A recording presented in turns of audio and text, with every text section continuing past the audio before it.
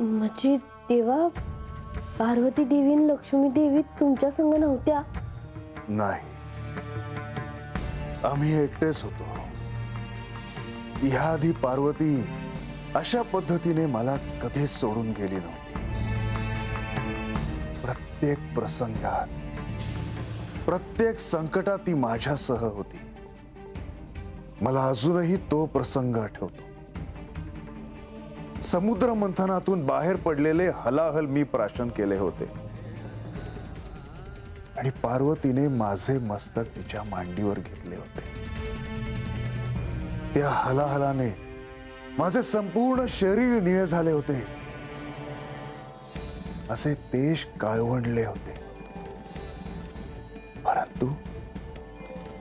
परंतु त्यावेळी देखील पार्वती माझ्यासह होती.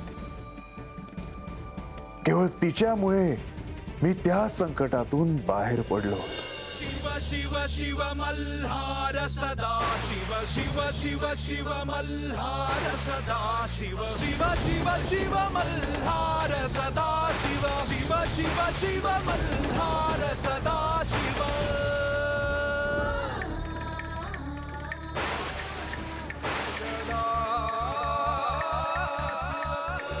तर देवा, मी आख्यानामध्ये तर ऐकलं आहे का त्रिमूर्तीपैकी कोणासनी बी काय बी झालं तर हे जग चालणार नाही म्हणून. होय, खरं आहे. आणि म्हणूनच ब्रह्मदेव चिंतेत होते. नारायण नारायण.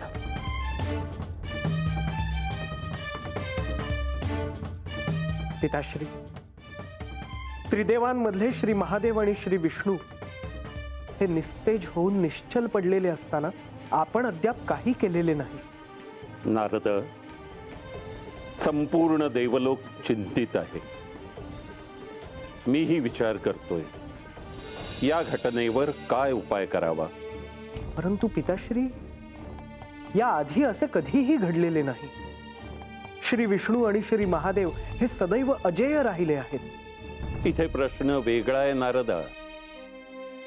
हे कृत्य कोणी दैत्य वा असुरानं केलेलं नाहीये, तर साक्षात त्यांच्या अर्धांगिनीनीच शिव आणि विष्णूचे तेज काढून घेतलंय. परंतु आता पुढे काय करायचे? या प्रसंगी माझ्या दृष्टीला तरी काही उपाय दिसत नाही. जिथे समस्या आहे तिथे उपाय असणारच. या प्रसंगी आदिशक्ती रागावलेल्या आहेत.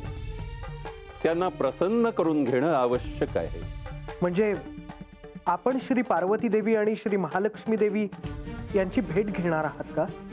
नाही, त्यांनी काहीही साध्य होणार नाही. परंतु मग उपाय काय, ज्याने श्री महादेव आणि श्री विष्णू यांचे तेज परत येईल? या प्रसंगी एकच आशा आहे. सफरचंदाचे काप नीट परतल्यानंतर त्यामध्ये दालचिनी पूड आणि मध घालून पुन्हा नीट परतून घ्यावं. बटर लावलेल्या ब्रेडवर सफरचंदाचे तुकडे, बदामाचे तुकडे, टुटी फ्रुटी, डार्क चॉकलेट आणि मीठ घालून दुसरा ब्रेडचा तुकडा त्यावर ठेवून वरच्या बाजूला बटर लावून घ्यावं. एका बाउलमध्ये स्ट्रॉबेरी सिरप आणि क्रीम घालून सॉस तयार करून घ्यावा. तयार सँडविच पॅन मध्ये बटरवर ग्रिल करून घ्यावं आणि स्ट्रॉबेरी सॉस बरोबर सर्व्ह करावं.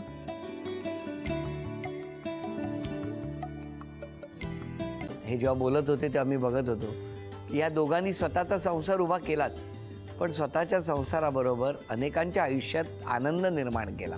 तो आनंद महत्त्वाचा. हसत राहा, आनंदी राहा असं म्हणत शुभेच्छा देऊया. आणि ही झी मराठीकडून भेटवस्तू डेव्हिड तुमच्यासाठी. अभिनंदन. आणि वहिनींना तथास्तू पुणे यांच्याकडून ही पैठणी. अभिनंदन.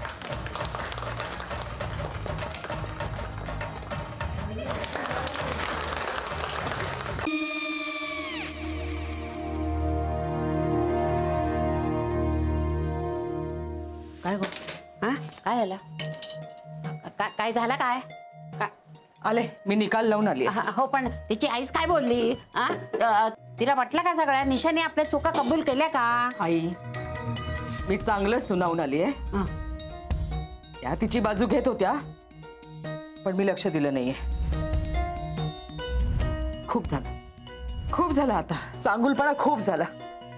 मऊ दिसलं ना की कोपऱ्याने खणतात ना माणसं, ते असं. अगो पण आईच म्हणली काय तिची, पटला काय ती का? मला माहिती नाहीये. आई मी तुम्हाला नंतर फोन करते. हो. आणि आई बाबा जे बोलले त्याचं वाईट नका वाटून घेऊ. सॉरी. सॉरी काय त्या? नेहा आले. आई मी येते. होय. काकू येते.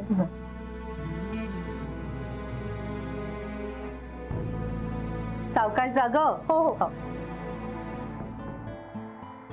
मग काय काकू, कधी उडवता लग्नाचा बार? बघूया.